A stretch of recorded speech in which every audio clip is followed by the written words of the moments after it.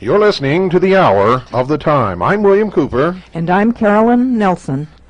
And right off the bat, folks, we've spoken to our supplier, and we are back in the food storage business, and this time I hope you take advantage of it. Only unfortunately, if you don't hurry, you're going to pay a lot more, and that's the truth. Remember, last summer had all the flooding in the Midwest, killed a lot of crops, had widespread drought across the Midwest and all through the South, and if you've been noticing in the supermarket, food prices are going up steadily. They will continue to go up because there is becoming a shortage of certain supplies of food. Now, I'm not going to do it like we did last time. Last time we invested a lot of money in flyers and circulars and all this stuff to let you guys know what was in these food storage packages. And I guess altogether we spent close to $1,000. Not one person purchased any of it. We offered the same food that everyone else offers, stored the same way in enameled cans, nitrogen packed, just like everyone else offers, the same quality food, dehydrated, and at a much, much lower price than you can get anywhere in this country. Bar none, ladies and gentlemen. It happens to be a fact. So what we're going to do is once a week we're going to offer something at a special price. If you want it, you got to buy it. Your envelope has to be postmarked within that week. If it's not, we will send your money and your order back to you. It must be postmarked in the week that we offer it. Otherwise, you pay retail price. We're not going to play around with you anymore. We did it for you. We invested a lot of money for you. We made it available for you. Nobody took advantage of it. The minute we stopped, everybody wants it back. So now we got it back. We're going to do it this way. We're going to tell you what's in the package, what we're offering, and what the price is. And if you want it, you must send your money, and it must be postmarked within that week that we offer it. If it's not, you pay the retail price after that until we offer it again if we do. And as long as people take advantage of what we offer, we will continue to offer. The minute that people stop taking advantage of these special bargains on these food storage packages, then we will stop offering it. We're serious about this, folks, and all of you can sit on your butts out there all you want to. We are not going to eat it in our pocketbook because you're vacillating or you don't understand what's going on or whatever your problem happens to be. It just irks me that we spent that much money. Nobody bought any of this. The minute we stopped offering it, you all want to know why we stopped and you want to purchase these packages. Well, here they are. We're going to offer one item per week at a special price. It'll be cheaper than you can get it anywhere else in the United States of America. And unless you go out and find suppliers that will sell bits and pieces of this and you package it yourself, you're not going to find a cheaper price, folks. So tonight and through next Thursday, if your order is postmarked either today, tomorrow, or any day between now and next Thursday, and that includes next Thursday, folks, you can have this, what we're going to offer tonight, and it's what people need the most. So we're going to start out with this, give you an opportunity to pick it up real quick. We're going to offer 1 year food supply for a full family of 4 people. 1 year food supply for a full family of 4 people. Now that means that this will adequately furnish 2 people with 2 years food supply. There are 37 cases. The shipping weight is 1,078 pounds. The retail price is $2,768. That's the retail price. We will give it to all the listeners of this program starting tonight and through next Thursday for $2,268. That's $500 off. For CAGI members, $2,000. That's $768 off. Now, if you can beat that deal, go buy it. If you can't, get off your butts, quit complaining, and order it now. You've got until next Thursday to order it. Now, let me tell you what's in the package so you'll know. This is called the family unit. It's 1 year supply for 4 adults or 2 years for 2. Now, if you have children, this food will last longer. It's 36 cases of number 10 cans plus a sprouting unit, which makes a total of 37 cases. Shipping weight is 1,078 pounds. The volume is 35.2 cubic feet. The amount of water that you need to store to be able to reconstitute this food is 545 gallons, or if you can't store it, you need to be able to obtain that water when you need it over that period of time. Now remember, the 545 gallons of water are used to reconstitute the dehydrated food over a 1 year supply for 4 adults or 2 year for 2 adults. Now remember, these adults, if you're feeding children, unless they're teenage boys, you won't need as much. If they're teenage boys, then this might not last as long. And those of you who have teenage boys, you know what I'm talking about. In the number 10 cans, you'll get 2 of fruit mix, 2 of applesauce, 2 of apple slices, 2 of raisins, 2 of banana slices, 2 of potato granules, 2 of corn, 2 of carrot dices, 2 of tomato powder, 2 of onions chopped, 2 of peas, green garden, 2 cabbage, 2 of bacon bits, 6 of beef, 4 of chicken, 2 of gelatin fruit flavor, 2 soup base, 2 peanut butter, 2 margarine product, 2 cheese blend, 2 of salt, 24 of instant non-fat milk, 24 of regular non-fat milk, 12 of pinto beans, 12 macaroni, that's elbow macaroni, 12 with rice. You'll get 24 wheat, hard red wheat. You'll get 24 of whole wheat flour, 24 cracked wheat cereal, 12 of white sugar. You'll get, and 2.5 cans, folks. You'll get 2 with mung beans and Alaska peas, 2 triticale, 2 lentils, 1 complete cookbook for cooking and reconstituting and cooking dehydrated food, 1 sprouting tray, 80 lids for number 10 cans, and 3 lids for number 2.5 cans. Recommended water storage, again, is 545 gallons. Contains 36 cases of number 10 cans, totaling 216 cans in a sprouting unit, plus the number 2.5 cans that I read off for you. Now, I'm going to tell you again, you can't get this deal anywhere else in the United States. If you can, buy it. If you can't, then buy it from us right now, between now and next Thursday. After next Thursday, that unit will not be offered. We'll offer something else. And we'll just go down the list until we've offered whatever suits you. But for those of you who have been looking for a year's supply for a family of 4, or 2 years for 2, and remember these are adults, you cannot beat what I have just offered you. Remember, if you're not a CAGI member, regular listener to this program, that's a $500 discount off the retail price. Now, I can't do better for you. So don't give me the sheeple whining crap that I get all the time. If you want it, get it. If you don't call up and whine. Don't tell me that I don't want to hear anything, okay? After our experience when we first offered this stuff and the money that we put out, I don't want to hear anything except if you want it, order it. Otherwise, just shut up, okay? Tonight we're going to get further into the expose of the root of racial tension in this country and elsewhere in the world, how they keep us divided and conquered, and what it really stems from. And most of you who believe in this Aryan master race crap, and most of you who call yourselves identity Christians, I don't care if you worship in that church, I don't care if you believe that. The only people I care about are people who are racist, who want to kill other people who don't look like them, or hurt other people who don't look like them, or get rid of them or something. Those people I will oppose forever. I will protect your right to worship at whatever altar you wish to worship at, as long as you wish to worship there forever. I don't care. That's your business, and it's your right in this country. We believe in that right. That's the only way that it can be. Otherwise, you're going to have a state that has a state church, and we're all going to have to conform to that. That's exactly what the New World Order is going to be. But you're all going to find out that you are the victims of people who have a hidden agenda. And most of your preachers and ministers who are teaching you this crap and feeding it to you are members of these secret societies, and they are promoting Zionism. Zionism. For behind Zionism is not Jewish. Folks, it's not the Jewish people. They're being used.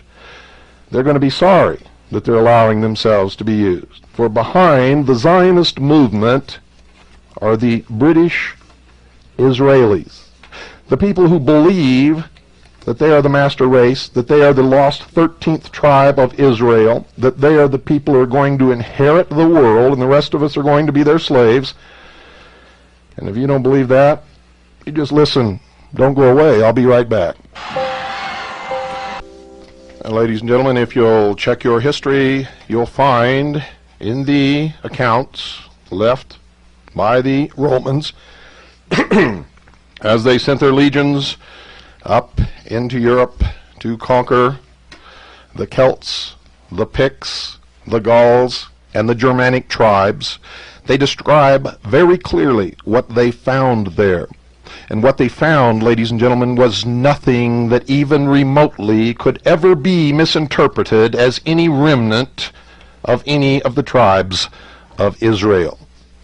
It is clear what they found were primitive tribesmen. Some of them were gentle and not warlike and were easily conquered by the Romans. They had no root of Hebrew in their language. Period. None of them anywhere. Most of them, however, were fierce tribesmen, many of whom went into battle naked, covered with mud, screaming like banshees, and had no mercy for anything. Their women would come along behind them and pick whatever was worth anything off the bodies of the dead, and there are accounts that they would even eat parts of the bodies of their slain enemies. The Germanic tribes were so fierce and so primitive and so pagan that the Roman legions were constantly on battle at that frontier and never did completely conquer the Germanic tribes. The Celts, what were known as the Gauls, what were known as the Picts, most of them were conquered by the Romans. Some of them were incorporated into the Roman Empire and paid taxes to the Romans. All of this is on record. Of course, the Romans brought their religion into those regions, and coupled with the pagan religions of those peoples, new legends and new myths, new metaphors began to evolve. And eventually, as the Roman Empire became the Catholic Church and the Roman Emperor became the Pope, the Catholic religion was introduced and mixed with many of these legends and fables and metaphors. And in many of these places, strange tales and legends grew up as they struggled to interpret the new religion from the new Bible. They began to create legends, stories that never happened and were never recorded before that time in their history, nor in the history of the Romans in their interaction with them. Now, these legends did not become prominent, and nobody paid any attention to them, and you will not find any record of them until the Normans gained power in England. When the Normans gained power in england, the secret societies began to front for the Norman cause. And a whole legend was created, and scriptures were found to back it up, that the Anglo-Aryan race was the lost 13 tribe of Israel. None of it stands up under any scrutiny, either historically or scripturally. But I hear on the radio, and I see and read in pamphlets and books, all of the bent and warped scriptures and references and the out-and-out lies of the history that try to convince people to back this up. Because this will carry you into the New World Order, and whether you realize it or not, any of you who cling to this and promote it are promoting the New World Order. You are helping to destroy the United States of America, the Constitution and the Bill of Rights and freedom for all of us. And you had better get your head on straight and quit listening to those who are misleading you. It is a heady whine to think that you are somehow better than others, that you are a master race destined to rule the world, and that when Christ comes, you will be the chosen people, and everyone else will bow to you. It is a lie, ladies and gentlemen, and when you front those ideas, and when you espouse those beliefs, you are in effect, if you are a Christian, calling Jesus Christ a liar. And I suggest you go back and read his words. For he never made any distinction between classes of people. He never rejected anyone, nor did he run after anyone who passed his teaching on the road and tried to force his teaching down their throat. It never happened. Never, not once. He accepted anyone who came to him, no matter their race, their color, or their creed. No matter their station in life, whether they were a prostitute or a nobleman, it made no difference to Jesus Christ. And his formula for acceptance into the kingdom of heaven was simply this: whomsoever believeth in me shall have everlasting life. He did not say, whomsoever is a British Israelite shall have everlasting life. He did not say, whomsoever is black shall have everlasting life. He did not say, whomsoever is a Jew shall have everlasting life. He did not say, whomsoever is an Anglo-Aryan shall have everlasting life. And you had better understand that those who are manipulating you and teaching you these lies are heading you for a fall. For there is no master race, never was, and never will be. Of course, if you're not a Christian, then this doesn't make much difference to you. But it is a manipulation. It comes out of the heart of the mysteries that came from ancient Babylon and were twisted on the continent and in England to promote a hidden agenda. And I quote, ladies and gentlemen, from the book entitled The Teachings of the Masters, written by Reverend Dr. R. Swinburne Clymer, who was the Director General of the Church of Illumination, the Supreme Grand Master of the International Confederation of Initiates, of the OTO, of the Golden Dawn, of Freemasonry, of the Knights of Malta and the Knights Templar, the Supreme Grand Master of the merged occult fraternities comprising the Priesthood of Ith, the Rosicrucian Order, the Secret Schools, the Hermetic Brotherhood, Fraternitas Rosicrucius, the Temple of the Rosy Cross, the Order of the Magi, Sons of Isis and Osiris, Illuminati Americani, which translated means the American Illuminati. And this book was published by the Philosophical Publishing Company of Beverly Hall, Quakertown, Pennsylvania in 1952. The source of this information is from the 68th Convocation of the Rose Cross Order, to which all of the high-ranking members of the various orders and fraternities of what is known by the Brotherhood as the Illuminati or the Brotherhood of Man, internationally as the Internationale, in 1916 at Beverly Hall. And I quote verbatim, and you had better listen, because this is the source of your teachings. And it will be the hard core of the New World religion. It is already pervasive in the New Age movement, and it is very easily checked. I quote, "The source of the mystical teachings of the New Testament could offer no other interpretation of the symbolism of the young republic than the ancient pyramid, its copestone and glory, significant of the descent of the New Jerusalem for the one side, and the eagle and the ever-repeating 13 of Manasseh, 13th, or lost, torn away tribe of Israel, and the son of Joseph, the Britons, who was separated from his brethren in Egypt in the parting asunder of northern Israel from southern Judah." Now, historically, Judah was never a part of Israel, and that's why they say here, northern Israel from southern Judah, because Judah was never a part of Israel. And if they made it sound as if Judah, a part of Israel, separated itself from the whole, then they could be found historically incorrect, so they tell the truth. The parting asunder of northern Israel from southern Judah, never again to become part of Judah, and the first to cross Europe in the search of the legendary isles afar off, to re-establish the ancient Gentile throne of Israel at Tava in Ireland. Now it is significant that they separate the name Israel into 3 syllables, Is-Ra-El, with dashes. It stands for Isis, Ra, who is represented as Osiris, and El. El means God.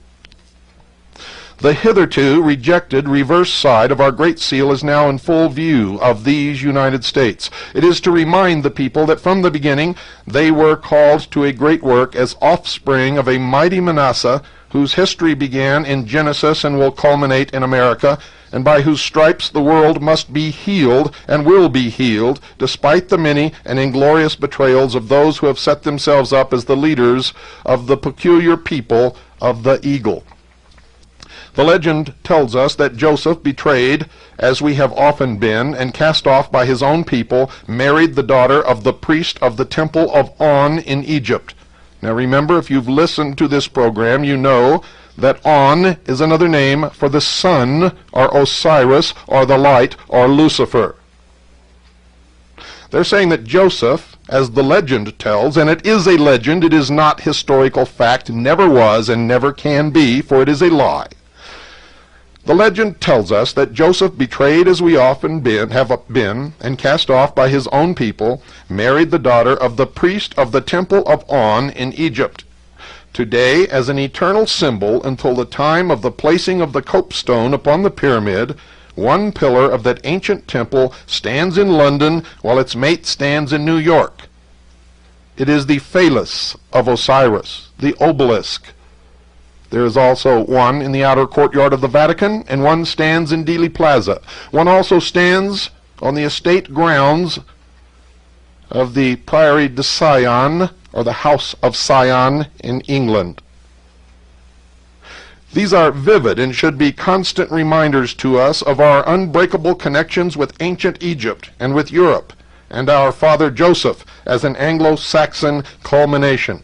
As a result of this union, and between these 2 pillars, must all the world, in biblical language, pass into Ephraim or Shiloh. Professor Tutton, an eminent symbologist, understood these ancient mysteries fully and indicated this in his statement, quote, "The whole Bible is written in the stars, both the law and the gospel, while esoterically the entire story of man is set forth upon the sea of Manasseh. The obverse side is Israel, under the new covenant, as the hope and outcome victory of Christianity. The 2 sides reflect each other and cannot be separated," unquote, and that is the meaning of the new covenant that Clinton espouses. For he also is a member. This was displayed dramatically in the photograph published worldwide where he stood in the Oval Office holding up a single red rose. Castro has been photographed holding up a single red rose, as has been Gorbachev, the leader of France, and the Queen of England. There is a possibility of England's betrayal, and by forces within, in which event America would be compelled to stand alone. This possibility, aye, probability, was clearly indicated in the poem ascribed to Merlin of King Arthur's court on the constellation of the 13 stars. And we'll get into that right after this break. Ladies and gentlemen, you see, this country has been betrayed by the Tories, who never wanted to separate from England in the first place. The body of the Illuminati around the world are working toward one world government, and if this Anglo-Aryan faction has its way, they will rule the world through a council of elders. If the Vatican has its way, the Pope will sit upon the throne of the world. Backing up one paragraph, I quote again, "There is a possibility of England's betrayal and by forces within, in which event America would be compelled to stand alone. This possibility, aye, probability, was clearly indicated in the poem ascribed to Merlin of King Arthur's court on the constellation of the 13 stars. Here they attribute truth to legend. Supposedly Merlin said, quote, 'When the cock shall woo the dove, mother and child shall cease to love. When the cock shall guard the eagle's nest, the stars shall rise in the west. Then 7 and 6 shall make but one, the lion's might shall be undone.'"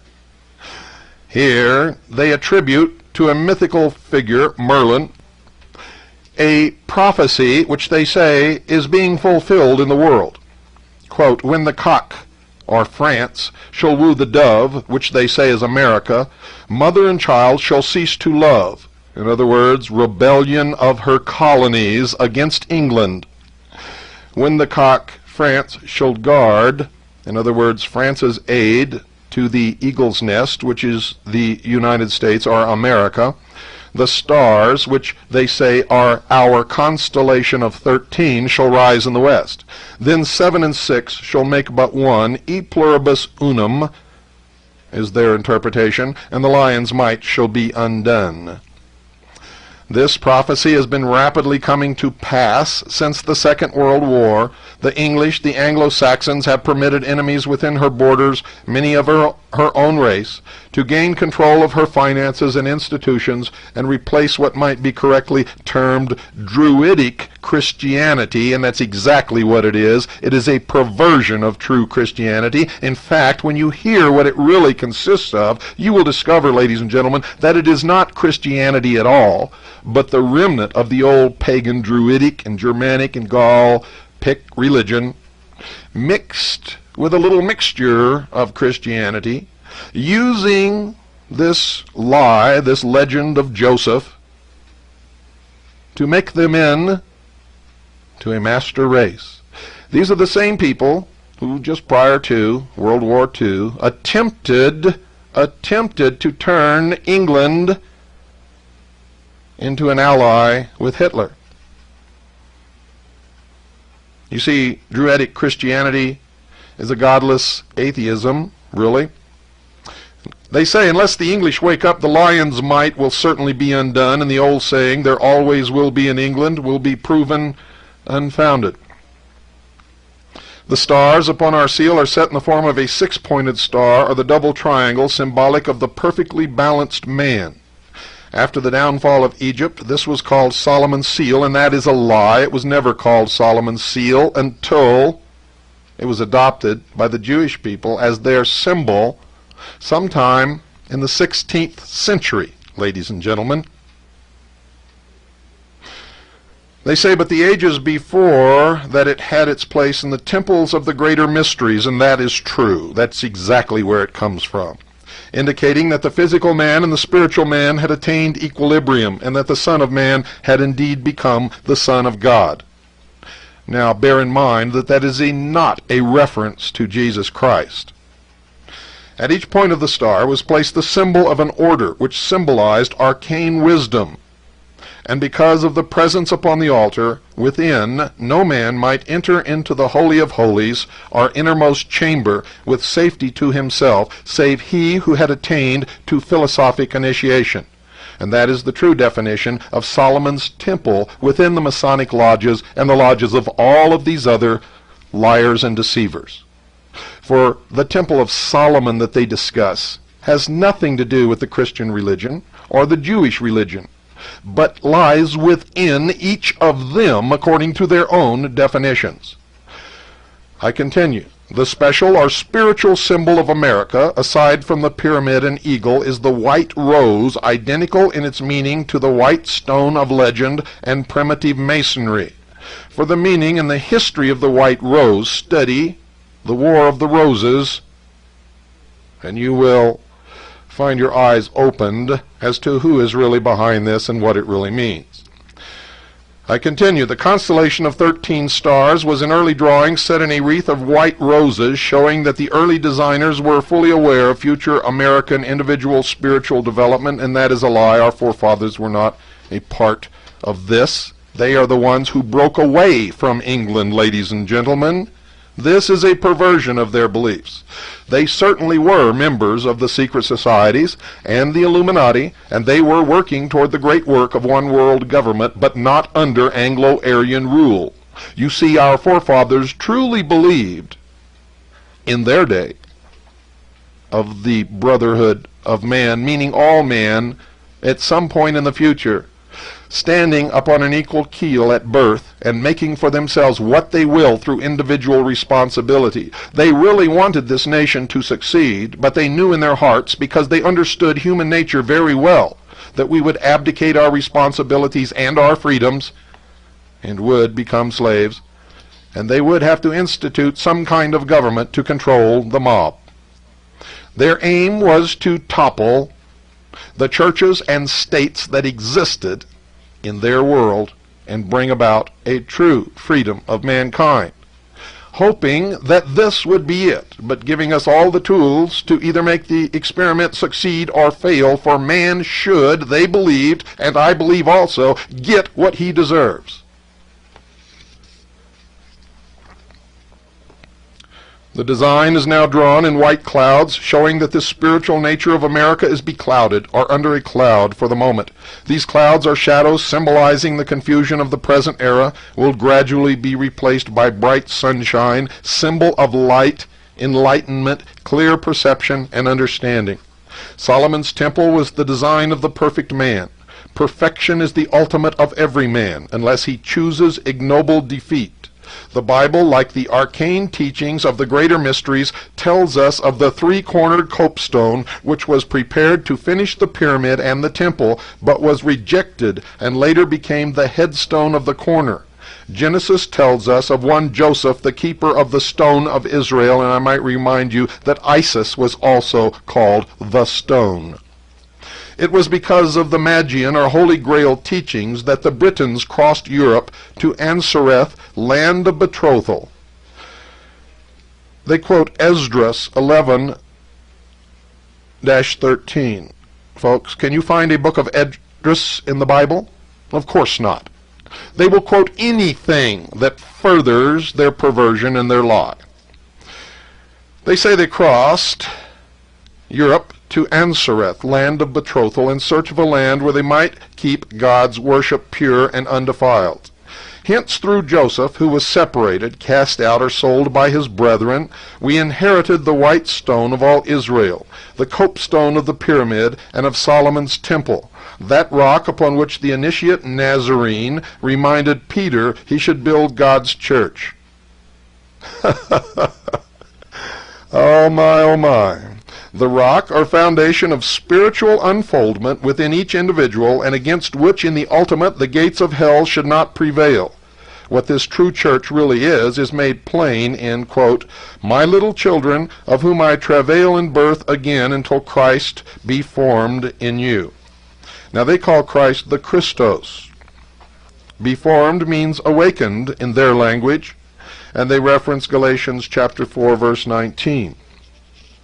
The one single word offers us the key to the entire mystery of the church and of man's ultimate goal. To travail is to suffer in giving birth.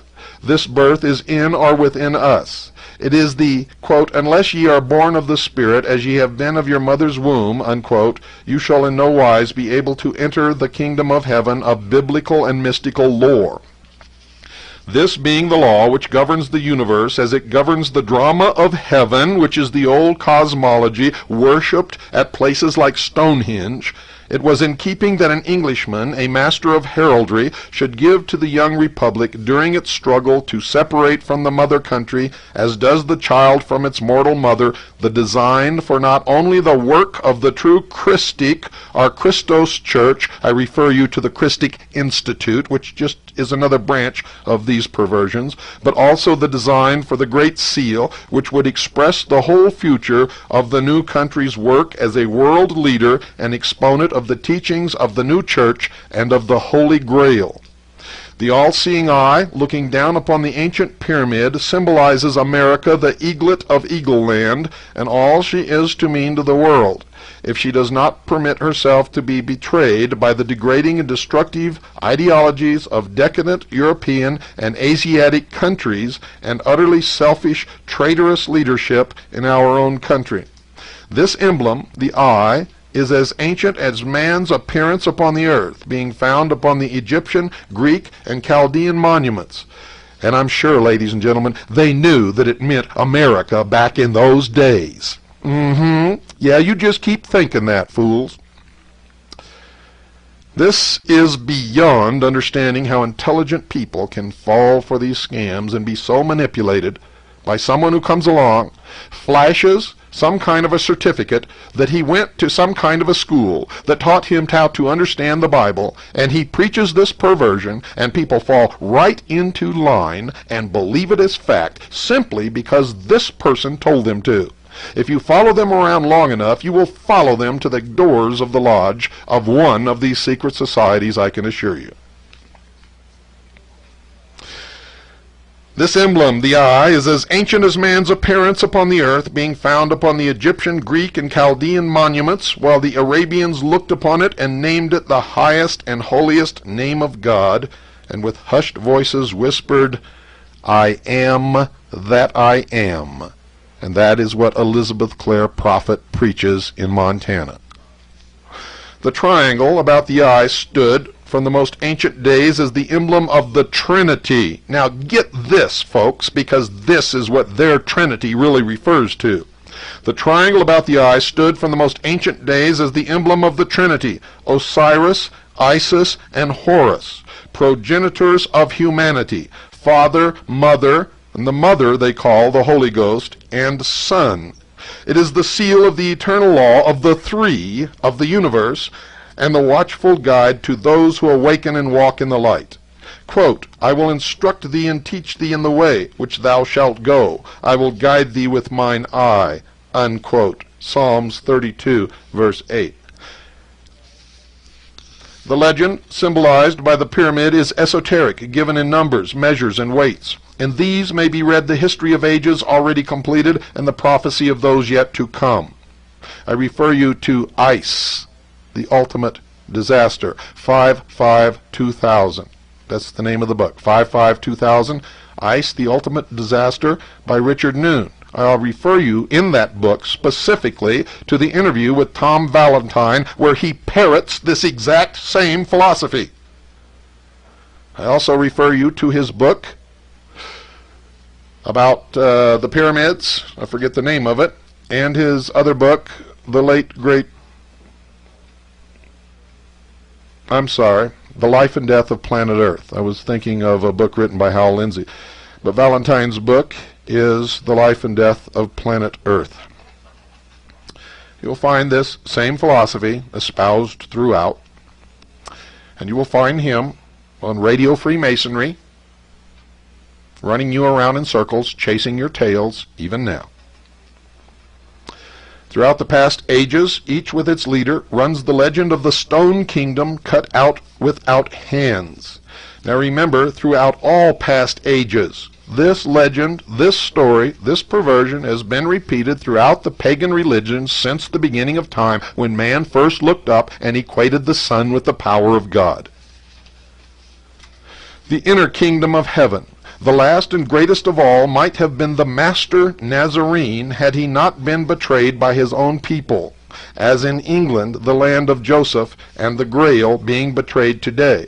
Notice, when it comes to the Nazarene, who was of Israel, being betrayed, all of a sudden, he's been betrayed by his own people, but his own people are no longer these people, you see.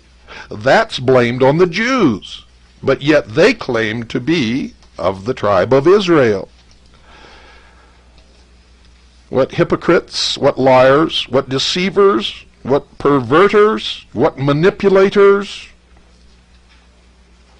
Unless Americans in rapidly increasing numbers become imbued with the spirit of America and awaken to the Christic Church, again I refer you to the Christic Institute, run by another secret society, the Jesuits, a similar fate may also befall America.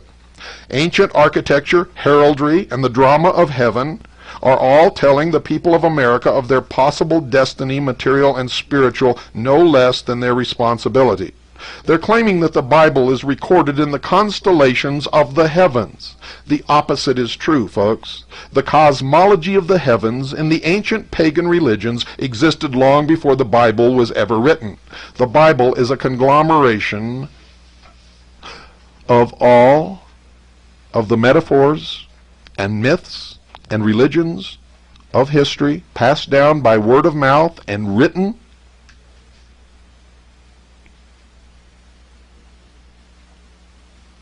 particularly the ones adhered to by the Hebrew race. As the head, body, and limbs of the great image, made of different metals, represented each messianic age, a new interpretation of truth, and an empire directly relating to some manifestation of that truth, so must America represent the white stone, and be a nation fashioning itself according to the divine pattern until it shall have attained to the Messiahship. In other words, they're saying America is the Messiah. Spiritual leadership. According to them, Christ is coming back to the earth, but not in a physical body, and he never was a divine human being, God incarnate in the flesh on this earth.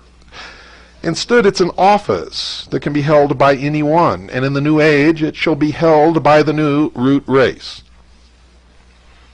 In other words, they say that America represents the white stone, and it should be a nation fashioning itself according to the divine pattern until it shall have attained to the Messiahship, spiritual leadership over all nations, overshadowing all that has preceded it. Quote, "This cannot be accomplished until each citizen shall throw aside the veil of ignorance and superstition and see no longer as through a glass darkly, but face to face, when Judah shall no more be permitted to vex Israel, nor Israel envy Judah, but labor in harmony that the Lord's law be fulfilled. If this be not done, both may be destroyed, as have been many nations before them." Remember, the symbol of royalty in England and of England itself is the lion. It was also the symbol of the tribe of Judah, and it was the symbol of ancient Babylon, in particular Nimrod, the hunter.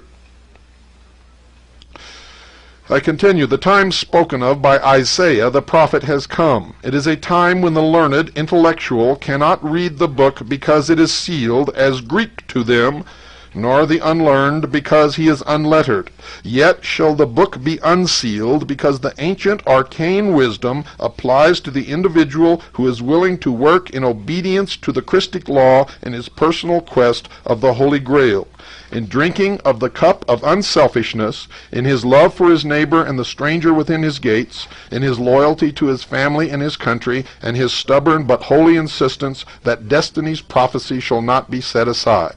So on the one hand, they talk about the brotherhood of man, about equal rights for all, about love for his neighbor and the stranger within his gates, the loyalty to his family and his country, and at the same time these lying, deceiving manipulators are destroying the country.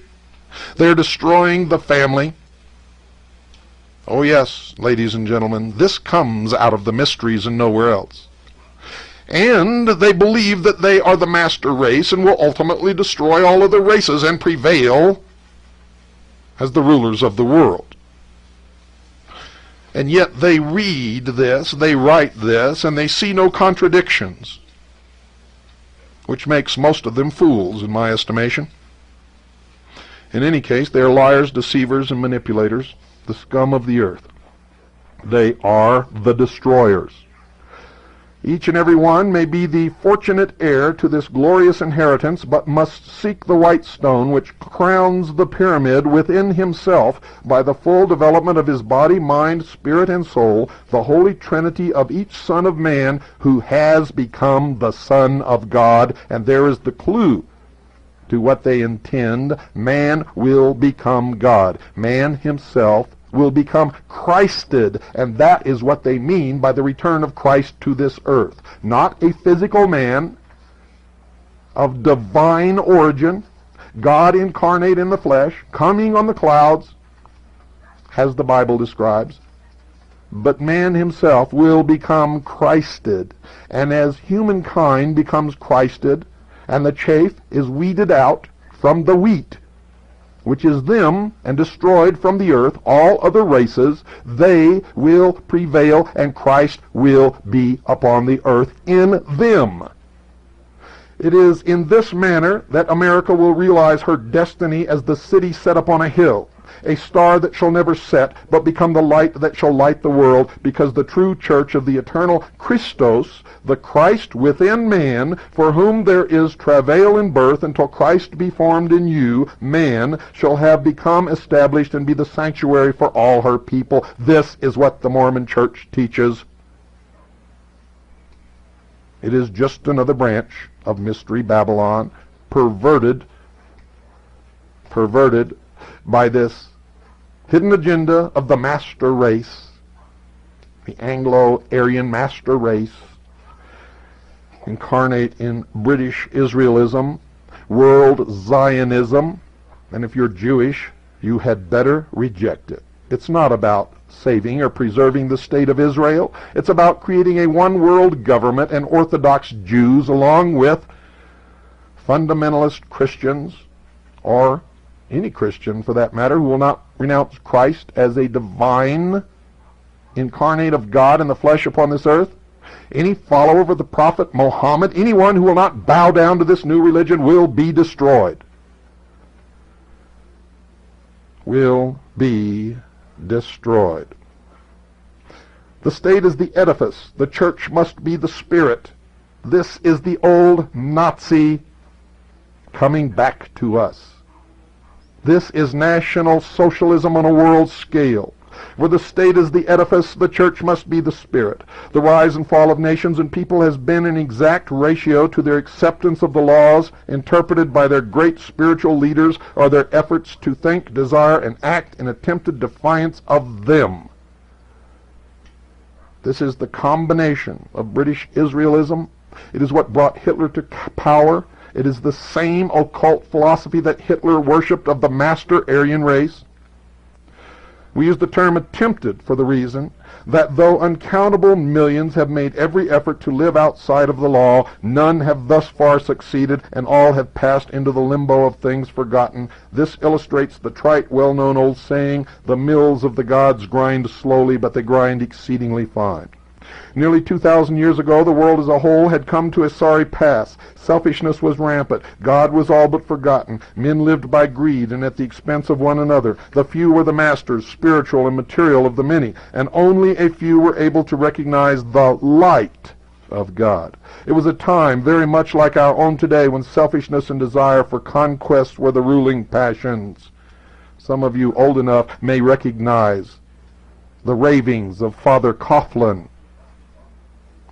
Then, as always happens in exemplification of the eternal law, there came one who was to walk upon the shores of Galilee, a just and honorable man, for they attribute no divinity to Christ. One without selfish motive, one who did not seek to establish an earthly kingdom, but instead a heavenly kingdom on earth, in which all who so desired and were willing to make the effort might enjoy the good things of earth. Do you hear that? He talked of God as none other had before him. He proclaimed God to be the Father of all creation, the supreme being of the universe, the maker of heaven and earth, and of man in his own image. This young man, this native of Galilee, the Nazarene, preached the fatherhood of God and the possibility, not the certainty, of the brotherhood of man and the immortalization of the soul of man. This master teacher manifested greater love, more wisdom, and courage than had ever before been found embodied in the body of any man. He possessed the desire to serve mankind as had none other before him. He taught the simplest, grandest, and most sublime doctrine or concept of life that ever fell from human lips. Yet despite the services he was ready and willing to render to his fellow men, and the soul-inspiring doctrine he taught, the people of his day, except for a very few, misconstrued his teachings, ridiculed his concepts, and finally crucified him. The great Galilean was wise. His wisdom and understanding were beyond the comprehension of the men of his day, because then as now, simplicity had no power to excite or incite. Only the complex wholes men enthralled. Foreseeing the things that were to come, he prepared the way so that, should his ministry and teachings be rejected, they would be preserved and passed on to a succeeding age. The age is now upon us, the new age, when man shall become the Son of God. Good night, and God bless you all. And may God have mercy upon your soul.